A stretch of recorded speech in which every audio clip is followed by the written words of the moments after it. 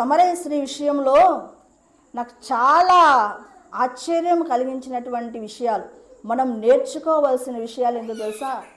అసలు మారు మనసు అంటే ఏమిటో మాదిరి చూపింది ఆమె. మారు మనసు అంటే ఏమిటో మాదిరి చూపింది. అసలు సువార్త ఎలాగూ చెప్పాలో అది కరెక్ట్గా మాదిరి చూపింది. ఒక యేసు ప్రభువును ఎలాగో ఆరాధించాలో దానికి మాదిరి చూపింది. ఆమె తన జీవితాన్ని మాదిరికరముగా అనేకమైన విషయాలలో మనకు చూపుతుంది. దాన్ని అంటారండి మారు మనస్సు అని.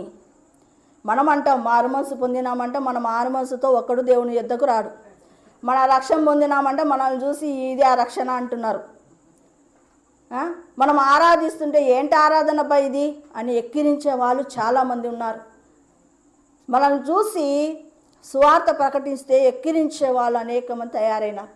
మరి సమరయశ్రీ యొక్క మారు మనస్సు మాదిరి, రక్షణ మాదిరి, ఆరాధన మాదిరి, సువార్త ప్రకటించే విషయంలో మాదిరికరంగా ఉంది.